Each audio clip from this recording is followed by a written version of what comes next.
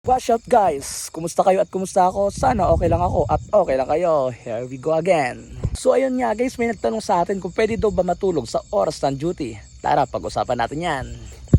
Siyempre, mamaya ako na ipapaliwanag yan pag-gising ko. Matutulog muna ako, bawal lang abala sa duty ko. Hahaha.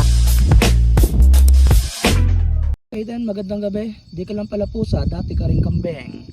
So ayun nga guys, pag-usapan natin kung bawal bang matulog or pwedeng matulog sa oras ng duty lalo pag gabi. Sa mga kapwa ko guard, syempre nagpapahinga kami. Idlip dapat palagi kang alerto. Sa oras ng may kumalabog, kumulos ka sa iyong paligid, dapat nagigising ka. Bawal kang matulog ng mahimbing. Baka kasi pag natulog ka ng mahimbing bigla na lang may dumating na inspector.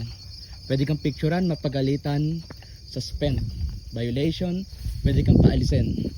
Kaya pag nandyan na kayo sa sitwasyon na yan, pwede kayong matulog pero wag yung laliman. Kasi wala namang guard na hindi natutulog. Kasama sa interview yan. Once na nasabi mong hindi ka natutulog sa duty, hindi ka napapapasukin. Ako naman tatanungin, Sir June, natutulog ka ba sa oras ng duty?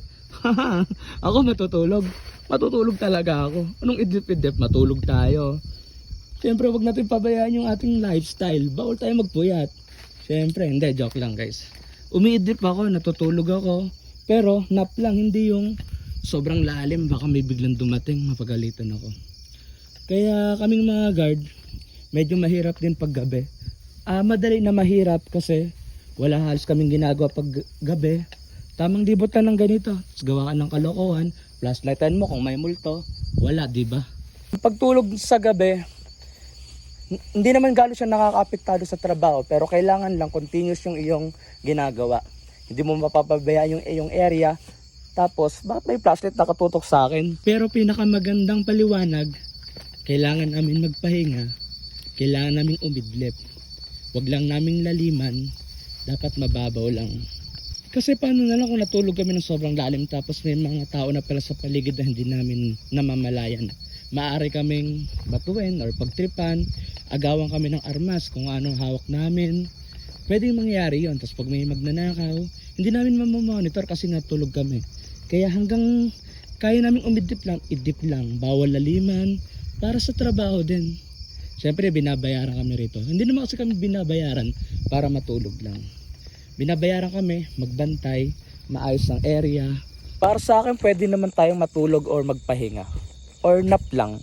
Kaso single posting tayo kaya medyo delikado kasi wala tayong kasama. Kung meron saan tayong kasama. Nadyan na, pagkaluwang ng ating posting, sa harap pa lang to, pupunta pa tayo sa likod. Napakaingay mo! Magpatulog ka nga! Anak ka ng pu! Anak ka ng pu! Anak ka ng... So guys, magandang gabi at hanggang dyan lang muna kasi may nag-iikot na. Bye-bye!